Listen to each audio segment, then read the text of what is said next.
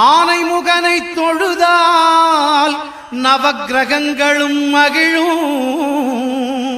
நல்லதே நடக்கும், நல்லதே நடக்கும்.